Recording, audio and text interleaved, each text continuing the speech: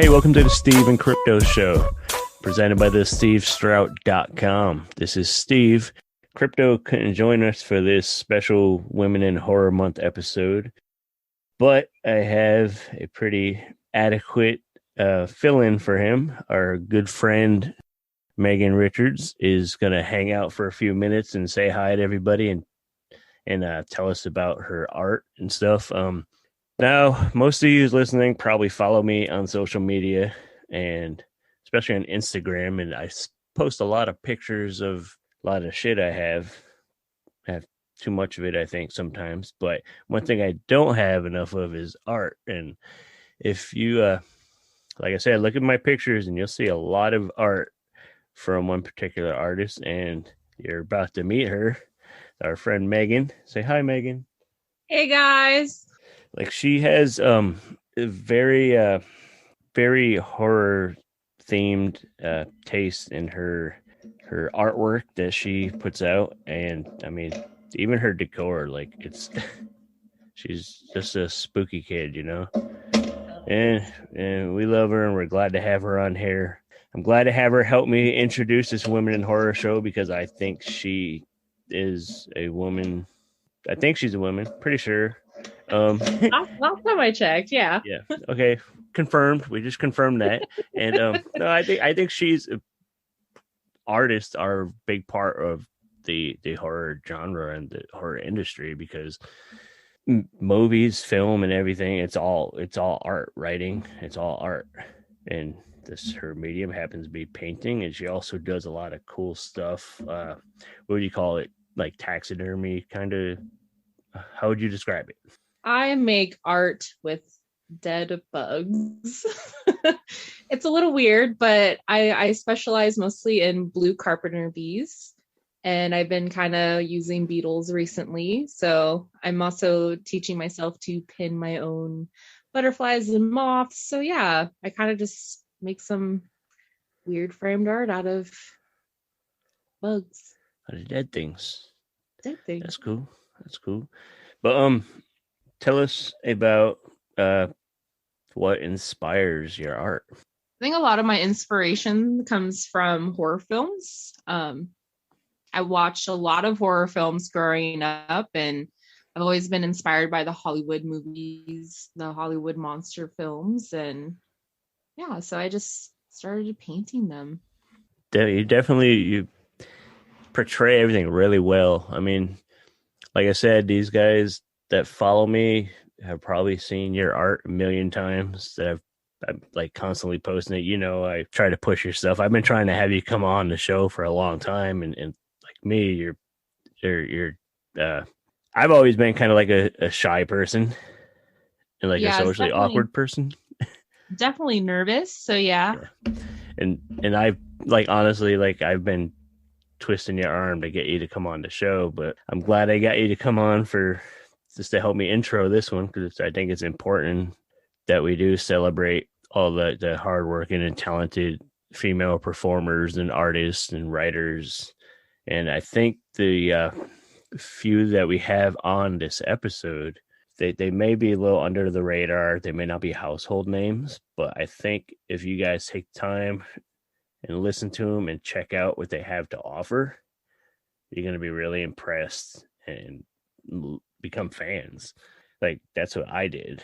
That's I think that's the best way to learn about new stuff is just getting out there and listening to interviews with people you don't know. And me personally, I think it's fun, and I love talking to these people and have them pitch their stuff to me. But now your stuff, where is it available? I have a Etsy shop. So my link is meganrichards.etsy.com. That's an easy one. And about social media, I know you post a lot of your art and a lot of progress pictures and stuff on like Instagram.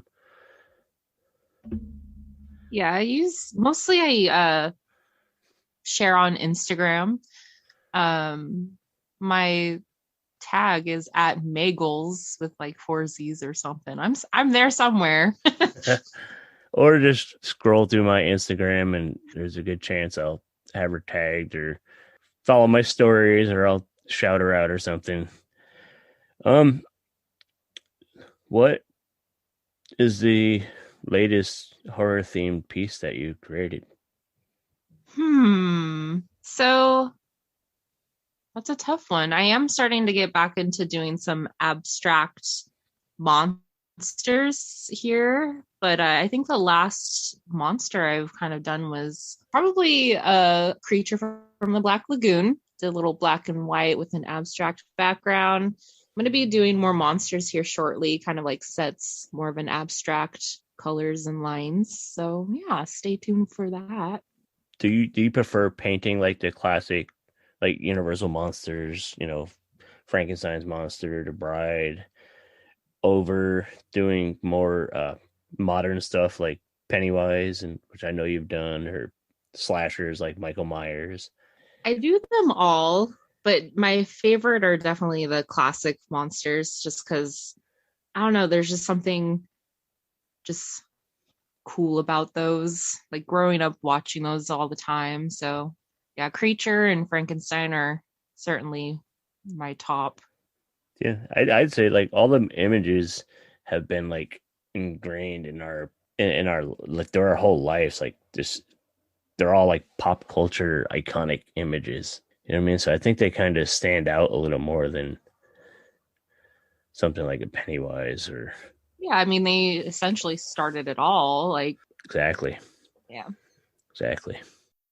But hey, let's get to the episode and let listeners meet some of these cool guests that we have. Thanks for coming on, Megan. Thanks.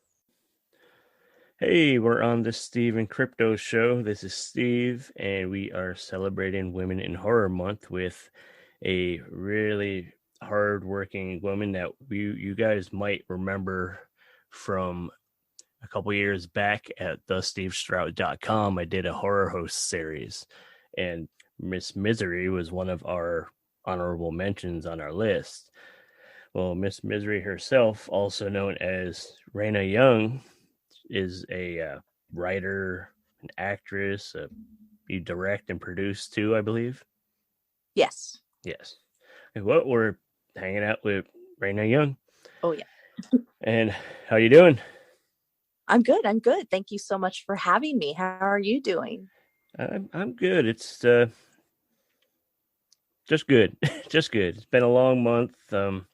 It's been nice seeing a lot of creators, female creators that I don't really know or am familiar with being promoted and pushed out into the world. I think it should happen year round more. But we're gonna do our part right now. So yeah.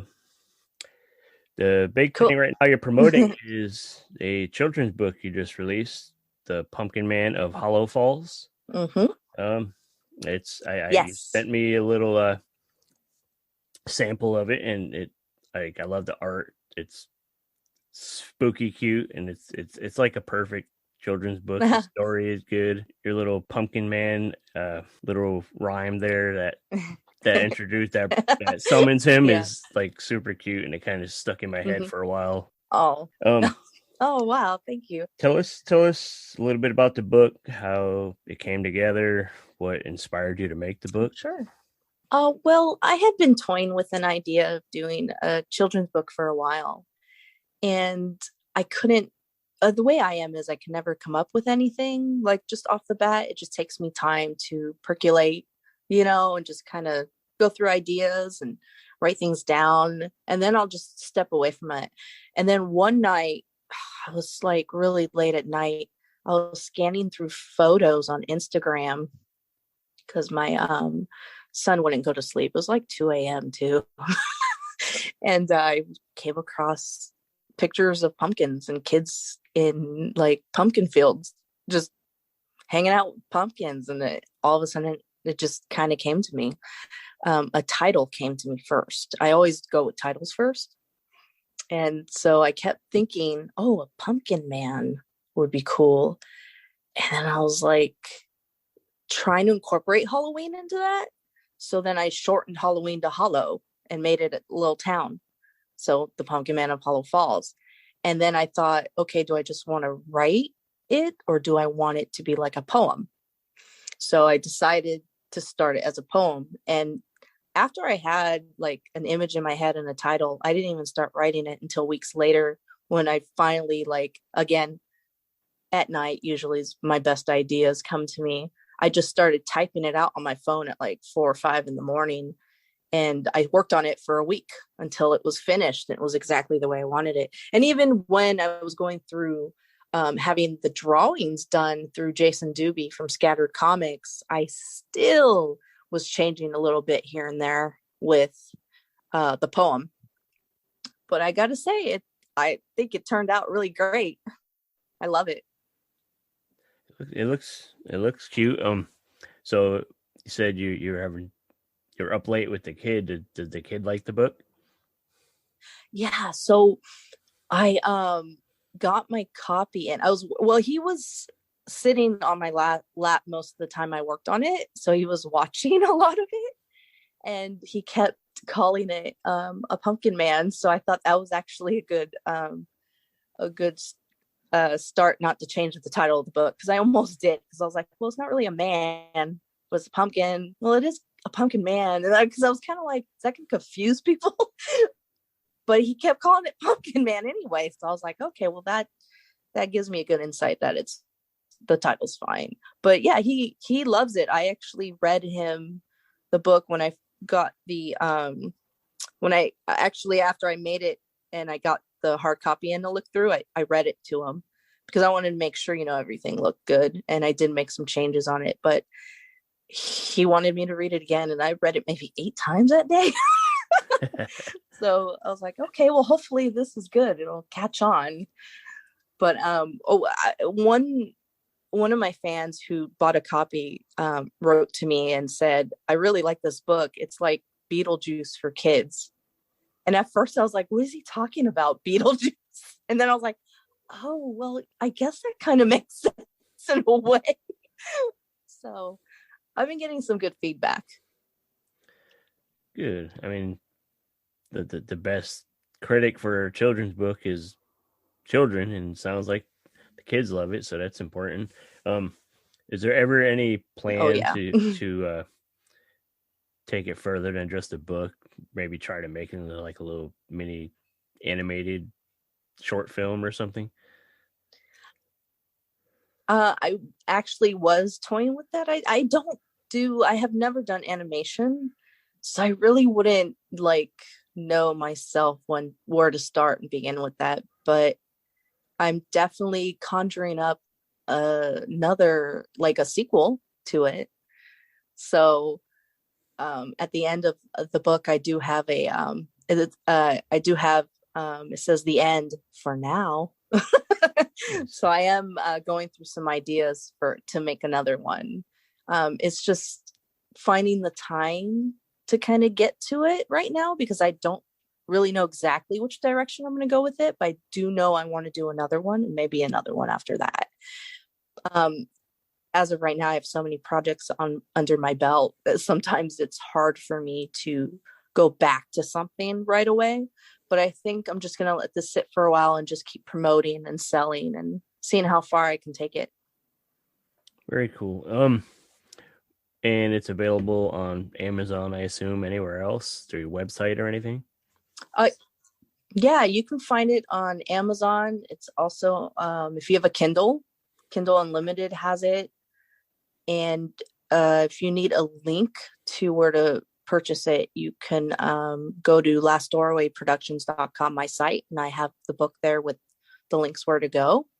I'm also going to be running a Instagram contest soon to win a signed copy. So I'll be doing that. So if anyone is not following me, they should be following me on Instagram at Director Raina Young, because you can win yourself a signed copy, not just by me, but by the illustrator Jason Doobie will be signing it as well. Very cool. You mentioned keeping busy with a lot of other projects. What are some other interesting things you're working on? Well, right now we're going to start season 8 of my television show, Miss Misery's Movie Massacre. And we have another 25 episodes lined up for that. So right now it's been getting all the sponsors on board, and the movies are picked, the scripts are written. All we have to do now is film. Because of COVID happening, my crew will not be around. So it's just going to be me and my cameraman / husband, because we do shoot it at our house. And my co-host, Mr. Torture, will not be around for it right now. He did just have surgery done, so he's healing. But he'll be back mid-season for sure. And then on top of Movie Massacre, we are still editing our 5th feature film, which we do have distribution for. It's just a matter of finishing that, because sometimes with color correction and sound work and everything we do ourselves, and we have a kid now, so it gets a little harder in a way to get to our things, but it will be done this year for sure, and probably hopefully out this year as well. And then on top of that, I'm still writing my kids books, monsters, the monster series books through Black Bedsheet Books. I'm still publishing those, so I've got about 4 or 5 of those ready to go. So it's been pretty crazy over here. Yeah, it sounds like you're keeping busy. It's So what? Oh yeah. What draws you to horror? I've always been into horror since I was a child. I read a lot of horror. Like, see, I don't even remember where I started, either books or TV. I'm not sure. But I do remember my dad waking me up Saturday nights, really late at night. Oh, God, I can't remember what time, to watch 2 shows, Monsters and Tales from the Dark Side. And they were on back to back. And I read a lot of Goosebumps. But when I was like 7 or 8 years old, I see every year during Halloween time, John Carpenter's Halloween would turn on onto the TV. And I always watched the beginning, but then my dad would change it because I wasn't allowed to watch that, because it was just, I guess, I'm too young. Yeah. But I was so curious about it. So I did end up finding his VHS copy. And one morning I woke up really early at like 6 a.m. and I put it on in the living room and watched it. And after that, I was hooked. Then I would sneak Texas Chainsaw Massacre. And now I watched Texas Chainsaw Massacre Part 2 before I watched Part 1, because that's the one I found first. And I tell you, till this day, I've never had a bowl of chili again. I really haven't. Yeah. I get that. But yeah, I've just been hooked ever since. I just love the genre. Right. Who, since it is Women in Horror Month, who are some other females in the working in the horror genre that you kind of look up to, or that you would like to work with?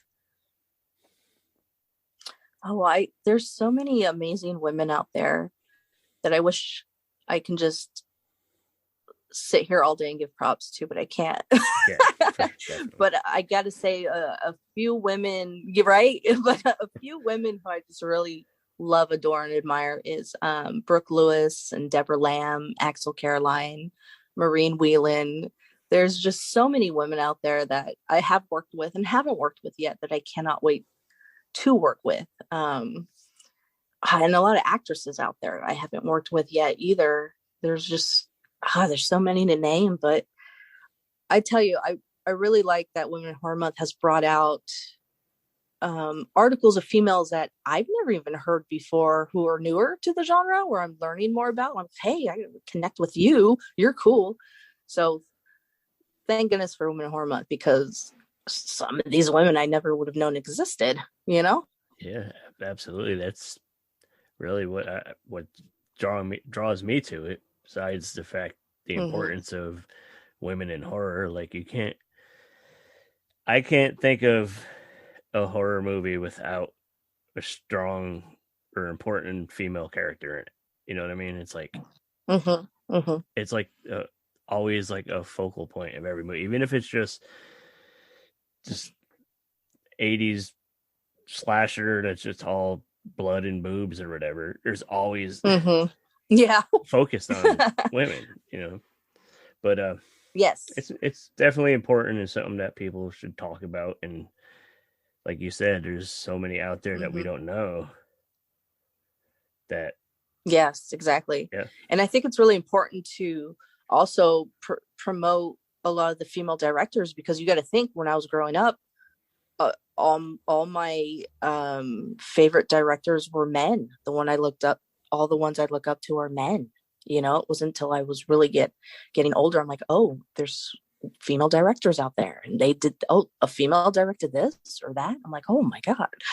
So definitely shining light on them, and female producers and camera people. I mean, I think it's a great month to really full throttle and put out everyone you can out there with pictures and interviews and links to just educate everyone and who's around and who's coming up and who's done what. It's great. It's fantastic. For sure. Definitely. Actually noticed earlier today when I was kind of checking stuff out online, and I saw you post about the Horror documentary. Like, I didn't even know about that. Oh yes. Doc. What's that covering? Oh, yeah. So the Horror is a documentary that has a bunch of filmmakers who were brought together by Tony Newton, who has done an incredible job bringing everyone together for documentaries and like grindhouse type short films and things like that, which I'm a part of a few DVDs. And the Horror is basically just a documentary talking about us loving horror and why we love horror, and do we have horror toy collections? Of course we do. And what have we done, and what is it about horror that intrigues us? And he did an amazing job bringing together a bunch of us. And it's so funny, he promoted it today and I just received my copy of it yesterday. So that was perfect timing. And there's a ton of people in this documentary. It's definitely one that you want to buy and purchase and have in your collection for sure. It's really cool. Cool. I'm definitely intrigued. I'll definitely check that one out. And you'll love the interviews with everyone. Yeah. Good. Another quick thing I wanted to ask about was the anthology you read a story for recently. I think it was a Scream in the Night. Was that the title of the yes, Scream in the Night is Now, is that one available yet? Yes, it is. It is. That is available through Amazon. You can look for it through Amazon, or you can go to my site, laststoryproductions.com. I have a page that says books, and so you could click the link and find everything you need.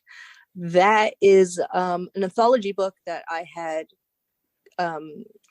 thought of one night, because what happened was I had submitted a short story of mine into another anthology. And what happened was the person in charge of that book got back to me and said they really wanted my story, but they needed to change a few things. And when they sent me my story back, they changed my entire story, and they changed the characters. They even added some scenes. And I was like, oh no, this makes no sense to me. Yeah, no. So I took my story back. Yeah. And said, I'm just going to do my own, except I'm going to put together an array of some amazing, awesome female writers that I know and just do my own. And I got a hold of Nicholas Krabowski, my publisher, through Black Betsy Books. And he said, yeah, we need to do this. And everything just fell into place. What can I say? It just came out so fantastic. I'm so happy with it that we're actually toying with the idea of doing another one. Oh, nice. I just love when projects just like come together, just like it's supposed to, like it's meant to be. Oh yeah. Makes it a lot easier. But, right? Yeah, it's great. It's fantastic. I know there's going to be a lot more coming from you in the future, but to this point, what has probably been your proudest achievement? Oh, man. In horror, besides, having a family and all that stuff. Yeah. Like, oh, there's so much to name. Oh, you mean in horror? No. Wow, that's a loaded question. I don't know how to answer that. There's just so much I have done and so proud of, but I think when it comes down to it, I'm extremely proud of. I mean, I've made a ton of short films for TV. I've done a bunch of stuff, but I think when it comes down to it, getting my very first feature film done, Forgotten Tales.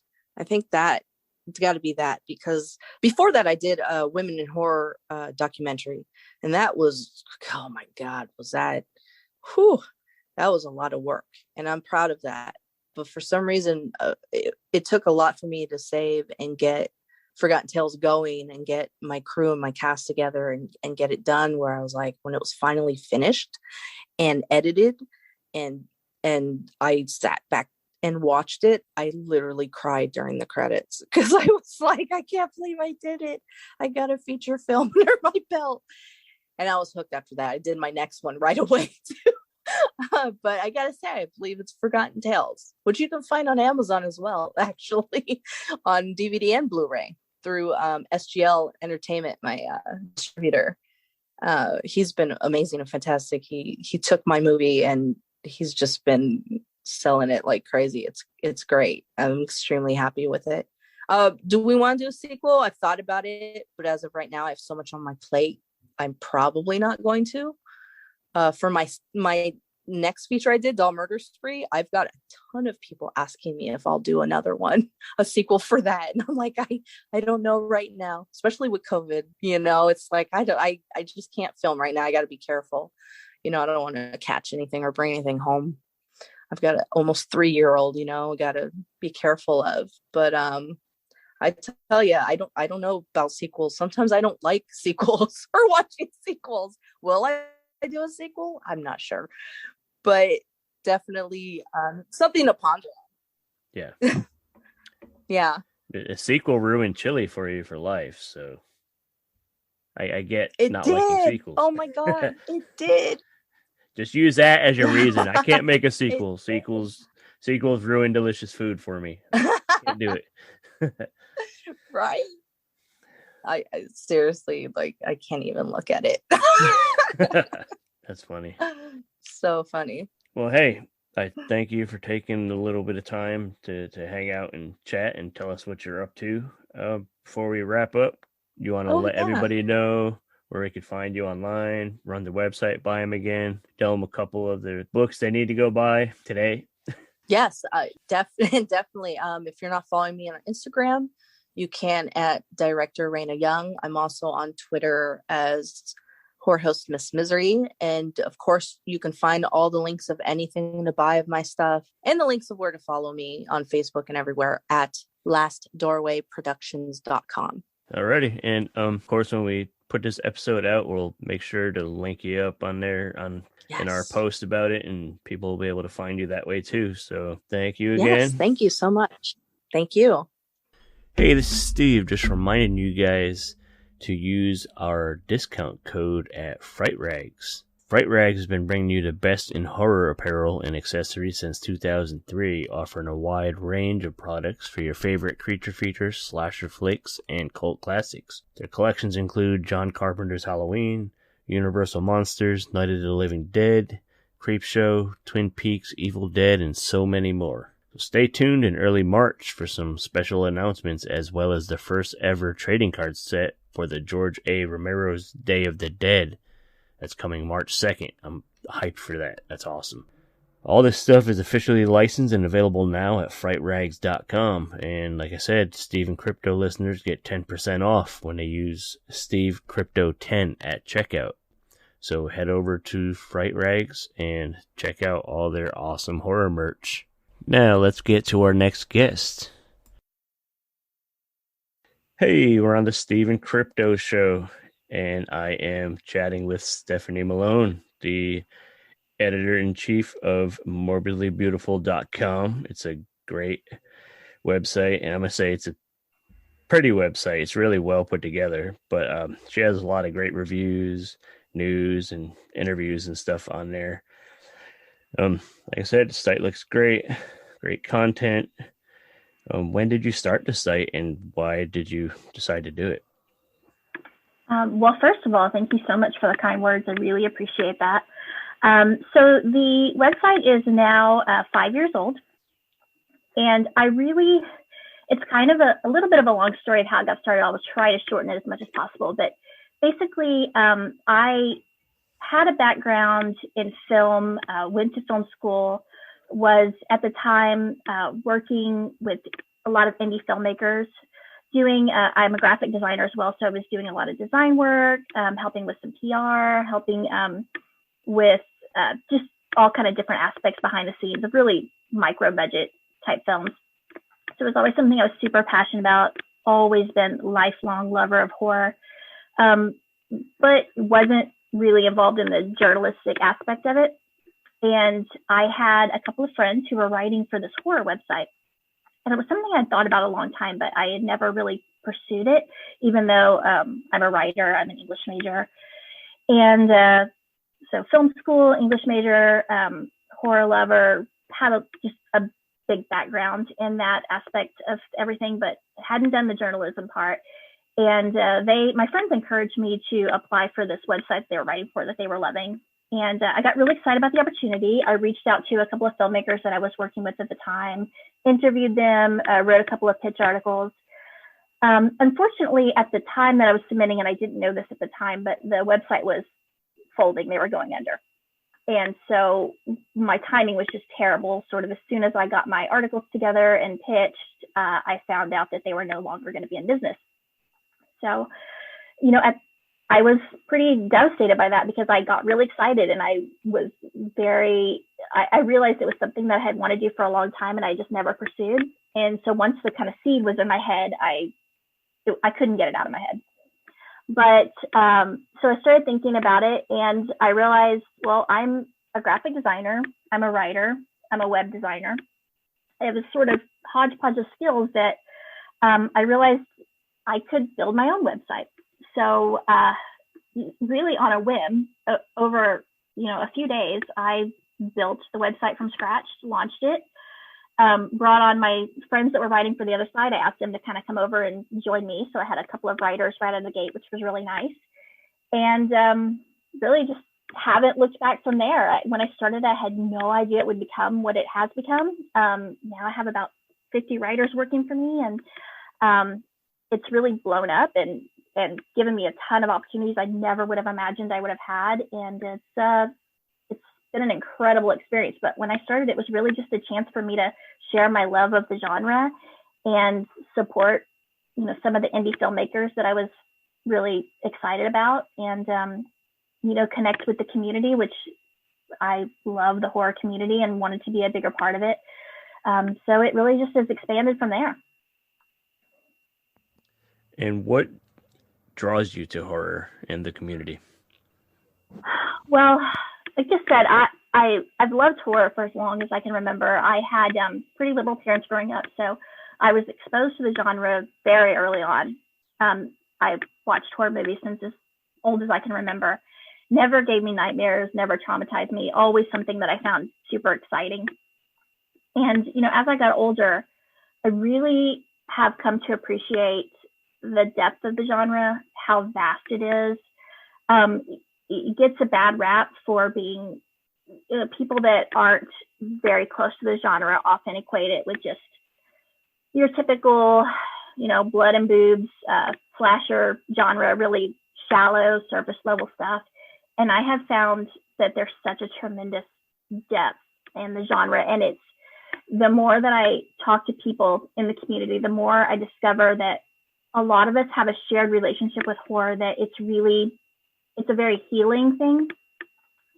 People that have been through trauma often connect with the genre in a really deep way. It helps us confront our fears in a really healthy way.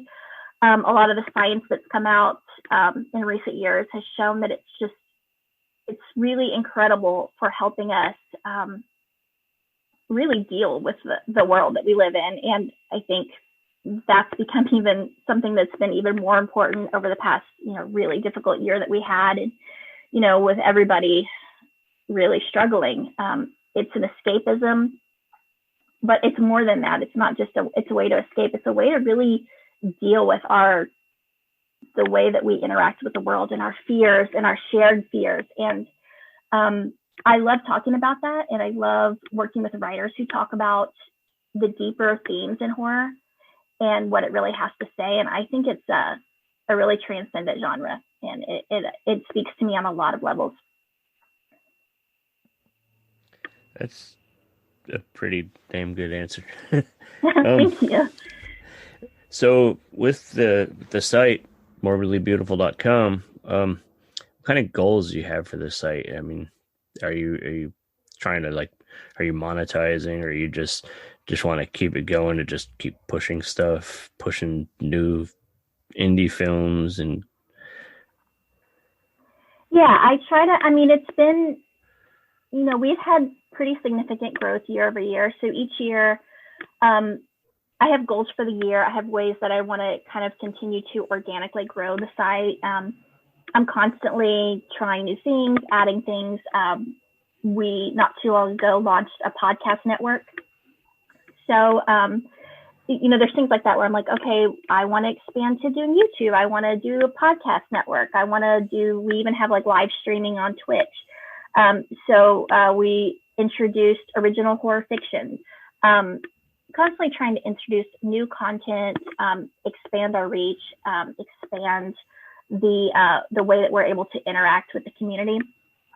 But I really try to keep my goals focused on content, focused on delivering great content, a great user experience.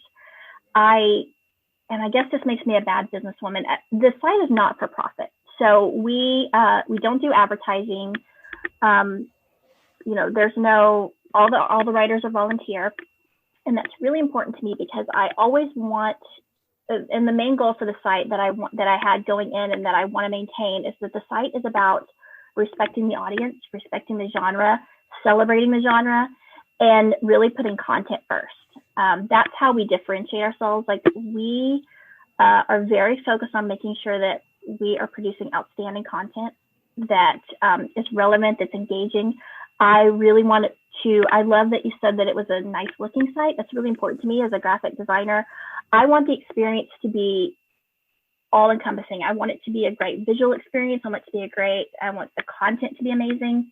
I want people to feel really welcome. I don't want them to be bombarded with pop-ups and advertisements and clickbait. We don't do any of that kind of stuff. I really want to keep the site focused on, I don't focus on the metrics. I don't focus on what article is going to get the most clicks or likes. For me, I just want to put out great content and hope that it resonates with the audience. And if it resonates with 5 people, awesome. If it resonates with 5,000 people, that's even better. But for me, it's not a numbers game. I just want to make sure that I can feel proud of everything we put out, that my writers can feel proud of everything that we put out, that they can feel like they have a home that they're excited by. And that's really, all of our goals are based on just doing more of that. Your podcast, you said you started a network, but you have your own show on the network, correct? Yes, we just started it. And what is your podcast called, and what's that about? The podcast is called Cheer and Loathing. And the concept is actually me and our program director for the site, who really runs our podcast network, and he's got a ton of experience in radio and podcasting. He has his own podcast, and so we would talk a lot with the site and planning and bringing on new shows, and we became good friends. And we used to joke that I tend to be very, very animated, very excited about everything. I tend to love everything, even stuff other people hate. I tend to love. And he's very, very mellow, very chill. His high praise is he'll say things like, "Oh, it's fine," and he thinks that's a compliment. And I'm like, "It's fine," and I always make fun of him that he doesn't, he's not nearly as animated as I am, and he tends to hate on a lot of stuff. And if I'm really excited about something, he will not be as excited. So we joked that we should do a show where we talk about things that I love and he tends to hate, and then we just basically argue about it, but in a really kind of fun banter way. And we decided that we were going to do a theme each month. We launched with Nick Cage month because I'm pretty obsessed with Nick Cage, and he cannot stand Nick Cage. I can relate. You can relate to can't stand Nick Cage.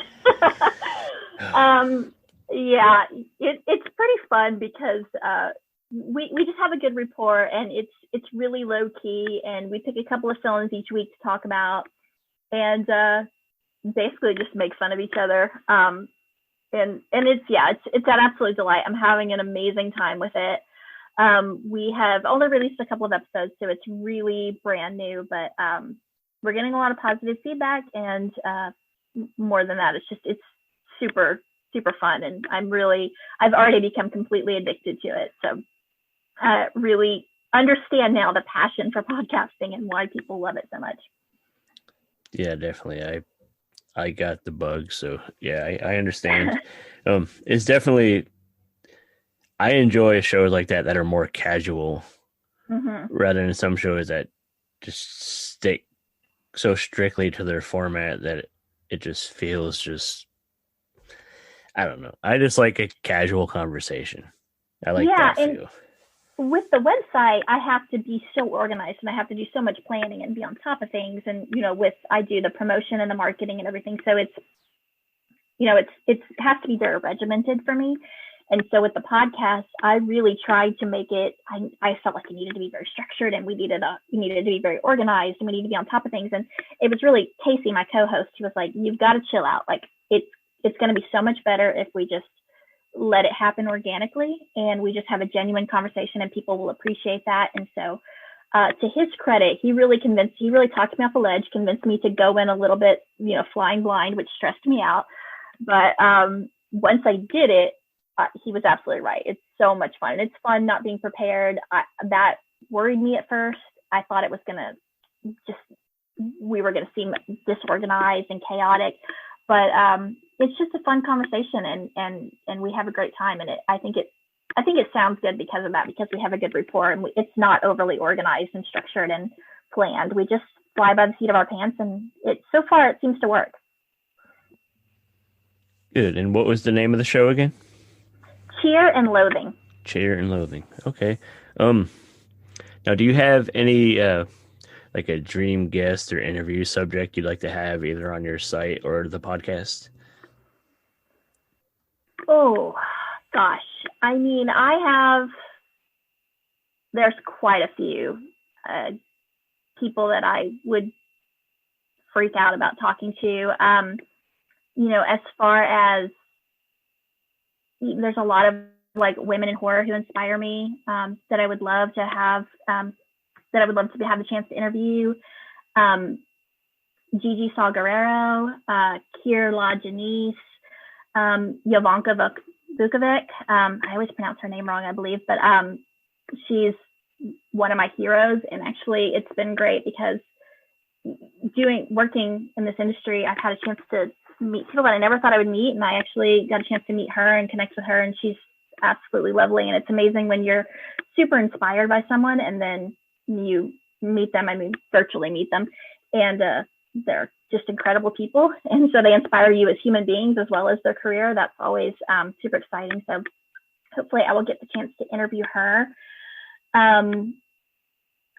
Guillermo del Toro is one of my personal heroes. I would die if I had a chance to talk to him. Nicolas Cage, who we talked about. I'm never going to talk to Nicolas Cage in an interview, but don't never say never. Well, that's true. I'm pretty obsessed with him. I mean, the list is mighty, but there's quite a few people that I hopefully I'll get to talk to, and I've had a chance to talk to a lot of people that were personal heroes. So that's been definitely one of the most rewarding aspects of doing this. And I, like I said, when I started it, I never in a million years, I wasn't connected. I wasn't part of the industry. I mean, I did work, for indie film, but I wasn't,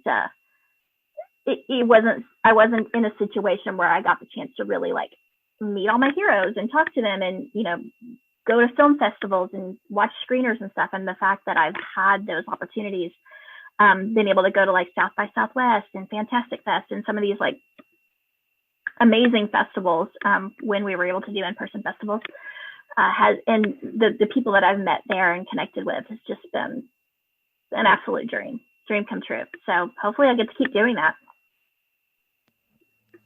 Nice. Well, hey, I thank you for taking the time to tell us about yourself and your site and the show. Where can people find you, find the site, find your social media, plug all that stuff? Of course. Thank you for the opportunity. So it's morbidlybeautiful.com. That's the website. We are on Facebook, Instagram, and Twitter. Facebook and Instagram, it's Morbidly Beautiful Horror. Twitter is xmorbidbeautyx. I am Stephanie Malone. You can find me. I'm most active on Instagram, and my Instagram is srgreenhaw. And Twitter, I'm Malone Design. I'm on Facebook. I'm not super active on Facebook. It's my least favorite platform, but the website is very active on Facebook. We post all of our content as well, and we have a really engaged community on Facebook, so I am grateful for that. And then the podcast, Cheer and Loathing, you can find that on morbidlybeautiful.com. We do a new episode every week, and we launch that every Sunday, but we're also, anywhere you get your podcasts, so iTunes, Spotify, Stitcher, Anchor, any of those places, we are there as well. Sweet. Well, hey, thanks again for coming on Steve and Crypto Show. And everybody listening, make sure to follow Stephanie. This lady's working hard to bring you guys and teach you guys what's up with what's going on with horror. She's a hardworking woman in horror, and it's your month, Stephanie. So thank you so much. Keep at it. Thanks. This was an honor. I really appreciate it. Hey, this is Steve on the Steve and Crypto Show. We are keeping our Women in Horror Month celebration going with another really, really hard-working lady, actress, entertainer named Julianne Prescott. She's been in a ton of movies. Like I was checking out her IMDb, and she's pushing like 150 credits. And that's like in the past, 4 or 5 years? That's pretty busy. That's definitely doing your part to show off talented women and like yourself. And so let's talk about some movies. A couple notable movies you're in, or recent movies. Tell us about Teacher Shortage and Amityville Harvest. How did you get them roles? What were your roles in those films? Sell it to me. I want to see it and give me more reason to watch it. With Teacher Shortage, I was already a fan of the director and his work prior, and a lot of the people that were involved directly, whether they were acting or just behind the scenes. And I also look for like teams that I really admire and people that I would love to work with in the future if it doesn't work out. So this was a group that I had kind of been looking at that I really wanted to get in with and find something that I was a good fit for, if hopefully I could get a chance to work with them. And it worked out for Teacher Shortage, which to me, the premise of it was really strong. It was something that was directed at the school system and personal experience of things that people had gone through, and they wanted to make a statement out there on things with that they had lived through. And I thought it was going to really resonate very well to a lot of people out there that needed it, especially in the horror community. There's a lot of movies out there, a lot of messages, but whenever there's something that can really personally, resonate with people, I think it's super effective. That's why we're all here, because we were all kids that wanted to feel something and be attached to something that we felt that was going to be, part of our lives. And so as adults, it's the same thing. When you can watch a movie and really feel like, oh, I identify with that character, and the story is something that I feel that I could also contribute to. It's a huge thing. And that's what Teacher Shortage was to me. So I was kind of the misfit of the cast. She's sort of like a substitute teacher, but yet somebody everybody knows. And they're kind of like, oh, here she comes again. What's going on with her? But when you hear her story, you look at her with a second take, like, okay, so there she is. She's really working hard. She's doing this because there's a lot of meaning behind it. And she really is a part of our support system in the school. And she's telling these folks that are there at her bar, because she is working a second job. It's not enough money for her, what she's doing. And she's heartfelt in that time that you see her and you interact with her. You do feel that she resonates with the staff. And then she also makes it kind of come across what she's going through and why she's there. And you know her, you've met her. She's someone that has been part of either your upbringing or your neighbors or your child or somebody. She is doing her best, but she also is legit. She's straightforward. Okay. But she's someone that you could confide in and that you would hope maybe you would come across in your job. Nice. And what is basically like the story in the film?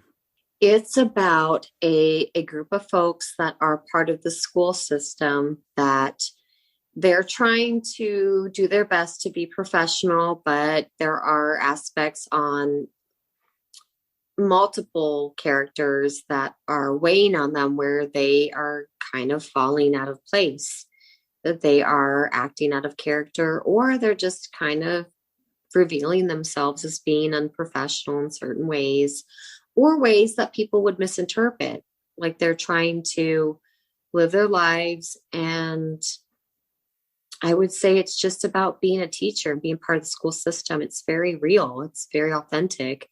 To me, that's my take, is I thought it was about realism and authenticity on if you're a part of this,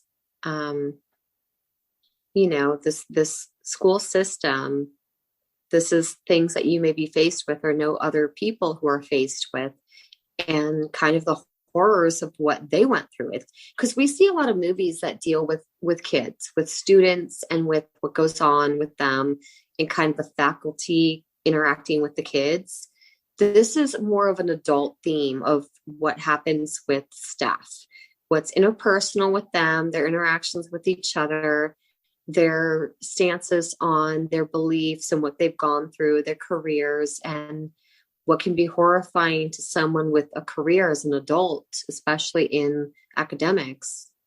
That sounds pretty deep. I mean, it sounds like you said, it's one of those stories where you can kind of relate to the characters and you feel like you do know the people, or you've met, like you said, I know that person, or I've known somebody just like that. That was Mr. Brown. He was my algebra teacher.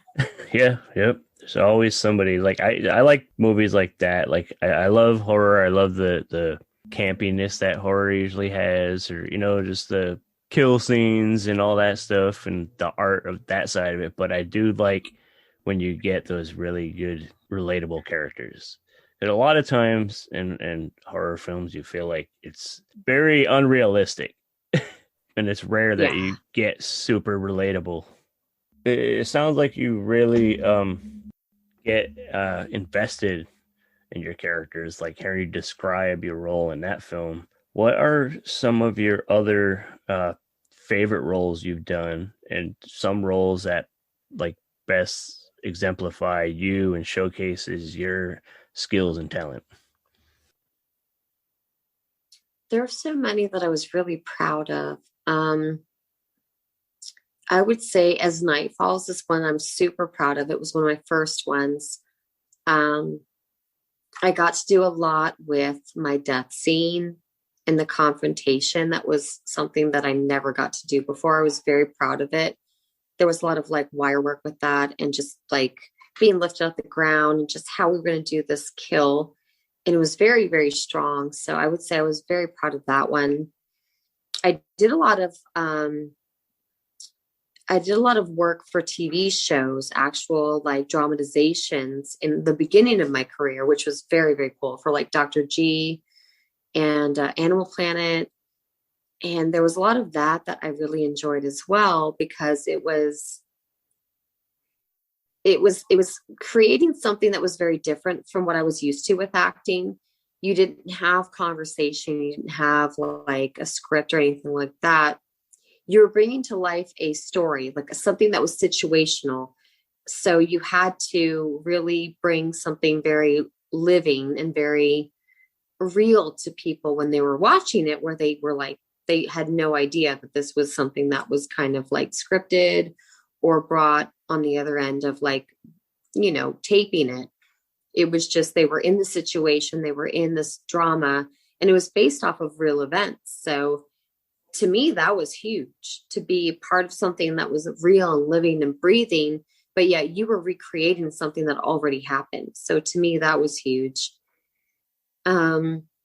With some of the newer things that I've worked on, like Amityville Harvest, that was huge to me, to be part of something that had a deep-seated storyline, and you had these amazing characters and phenomenal actors attached, and you got to be just this character that sort of continued to drive that storyline across and get it to different people who are watching, and be devious, but also you knew what kind of like phenomena was going to be part of what you're being faced with. But it was sort of a journey in itself, which is what I'm always looking for in film, is a journey and something that I can further myself with and be a part of and just feel every moment of. So it sounds like every role you take, you go in wanting to learn and expand your skill set even more. And it sounds like you do. And I'm sure you probably learn a lot from working with people like you worked with. I think you've worked with Felissa Rose, who is, you know, a horror genre icon. Like, we all love her. She seems like one of the coolest people. Like, what do you take from working with somebody like her? She's the best. And having someone like her look at you and tell you that was great, or laugh at you, or smile, or just anything, it's huge. It is huge, because you do grow up, and even if it's someone that you just met and you admire them for 5 minutes, it's a huge honor to have people look at you and feel kind of like it's reciprocated, like whatever you're doing means something to them. So I would say something from her, it's iconic, obviously, but in general, it's just what you're here for. That's what matters. It's everything. Right. Who are some other women that you would love to work with that you haven't worked with yet? Oh gosh. I know that's a tough question. I'm sure your list is a mile long, but I'm gonna die. I would love Melinda Clark. I mean, I keep along the lines, just repeating her, because she was a huge one for me. She really inspired me when I was younger, because she was Julie. She was this pierced up, burgundy haired zombie. And it was the first time I heard my name in a horror film. And Melinda Clark she's everything to me.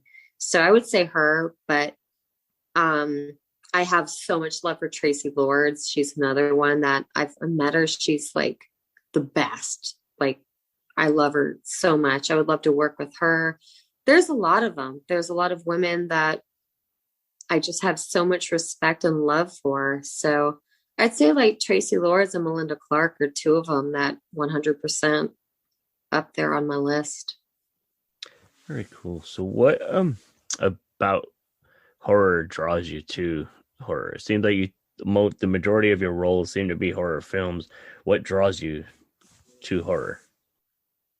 It's because I don't know what it was about me or why it happened, but as far back as I can look, everything's been pivotal, like about horror, about like making friends who told me there were people grabbing hands out of the ground that were going to pull me in, Bloody Mary, finding out like my first friend was obsessed with Stephen King. My first film I ever watched that I can remember was Jaws 3. And I was in Florida at the time. So it was really cool. It'd be like, oh, I live here. And yeah, I know SeaWorld. And I don't know. It's just like everything iconic and memorable points back to horror. And then even myself, my mom was an aspiring writer for kids. And I ended up writing my own sequels to my favorite horror films. And it always ended up being something disgusting and gory.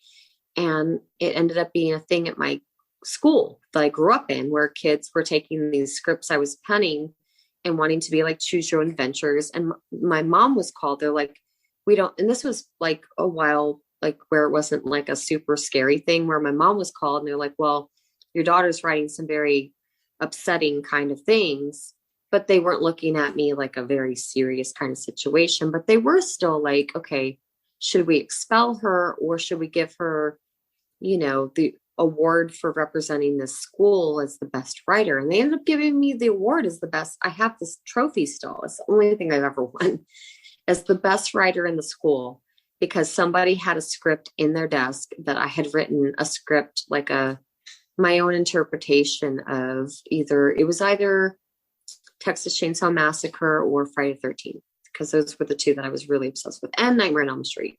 Because I had this one thing where it was like Freddy, but it was like almost like a Teletubby thing. It was so weird because you have to remember the time.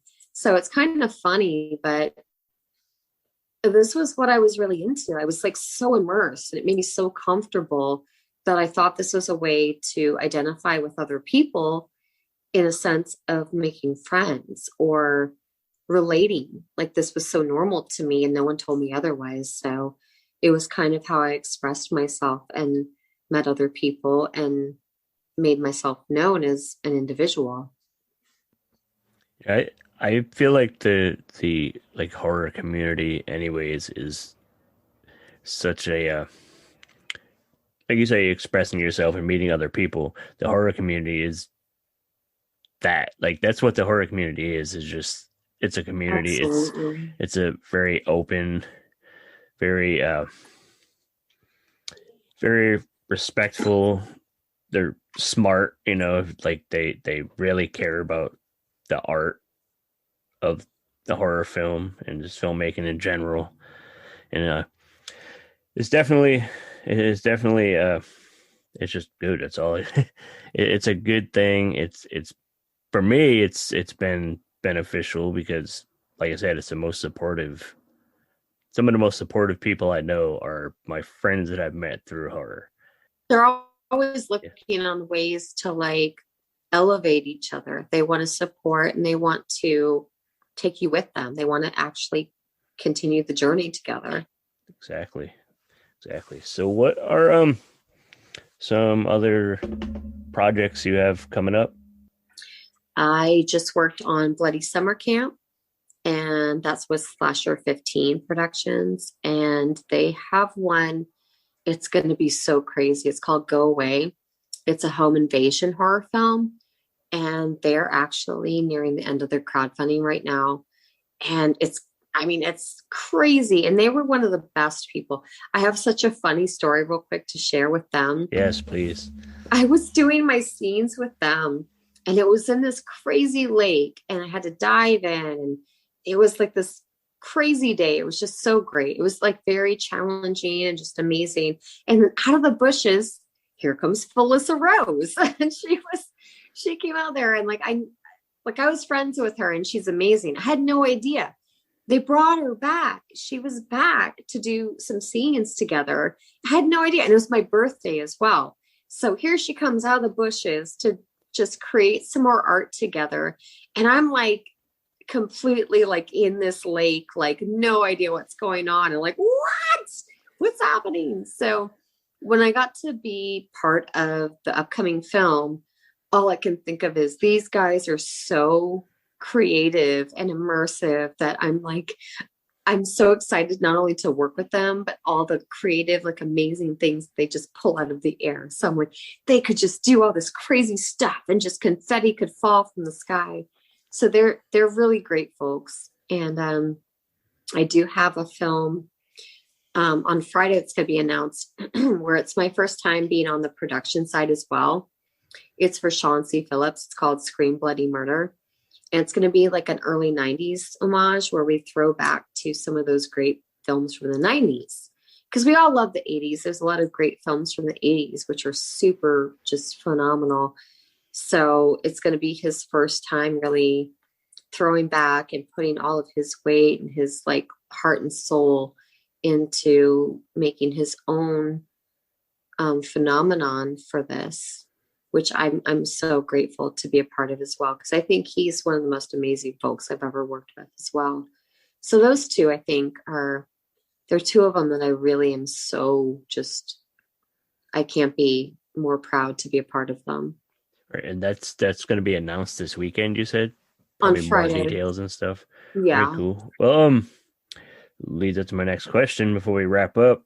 Where can people keep up on what you're up to and what are you doing, and where can people get the news on the new productions and all that good stuff? I'm like a weird one, so I haven't made like a website and stuff like that. I love what I do. I just still don't have like any of those kind of things out there. So for me, it's like my Facebook and I always post everybody to go to my IMDb, because I think that's the most accurate and the most up to date would be my IMDb. Right. But if you're on my Facebook, I hate to say it, that I do add you only if we have a lot of people in common. And that's not like a weird thing. Well, I guess it is. I don't know. I've never made something that was like a fan thing. I always feel like I want my fans and people that support me to be one and the same. So I never changed that. Right. So it's like, I always want to talk directly to everybody that cares about what I'm doing. So, and I know that kind of alienates some people that want to find out what's going on. And I apologize for that, but I really always want to like talk directly with everybody. And I know that's not possible when it gets to like big numbers. So if you can get to my Facebook or whatever, I always try to talk to everybody whatsoever. But my IMDb would be the most accurate if you're not able to reach me directly. And I do have an Instagram. It's Julie_Ann with an E_Prescott. But as well, it's kind of the same thing with my Facebook. It's just kind of people we all have in common. So, all right. Well, like follow the IMDb. I'll make sure when I post the episode, we'll put a link up to your IMDb so people could follow that. And if they see anything interesting, I guess they could probably track you down or track down the actual production and see what's up. Well, I thank you for taking a little time. Thank you. And one last thing before we go, if somebody wanted to dive in and see what you're all about, what movie should we start with? I would say, I know Amazon's not always the greatest place to point to, but it's the most accessible. So with Amazon, you can put in Teacher Shortage, you can put in Amityville Harvest, you can put in I know As Night Falls, Scarred, SCARRED. I know there's at least a trailer for House of Blood. I don't know if it's actually accessible through Amazon, but I know it was. There's a couple films. So actually, if you go through Amazon and just put in Julianne Prescott, I think there's a couple ways to find some things they have accessible. And there's also, I can't remember what the service is. It's not just Shudder. There's another one that did have a couple that had some of them. And Tubi. If you put my name in Tubi, TUBI, there's a couple of them in Tubi that you can see as well that are up there right now. And I know Scarred is one of them, or was. Tubi is a good place to find a lot of indie horror. Really good. Ton of it. Cool. Well, hey, thank you for hanging out with us. Everybody go find Julianne Prescott's IMDb page and watch some of her stuff and support her. And I think we're going to see a lot more from her in the future. I hope so. I did a lot last year that I hope that are coming out very, very soon. Sweet. We'll be watching. Thank you. Thank you. Hey, big thank you to Raina, Julie, and Stephanie for hanging out and chatting. That was a blast. I had a really good time. And I hope you guys take the time to check out all of their work. They're super talented, and you should know their names. If you didn't before, you do now. And also, thank you to Megan for filling in for Crypto on the intro. I appreciate it, and you know I love your art, and I hope everybody takes a minute to check out your stuff too. If you guys been digging the show, go to our Buy Me a Coffee page, buymeacoffee.com/SteveCrypto. As always, thank you guys for listening. We really hope you enjoyed our Women in Horror Month special.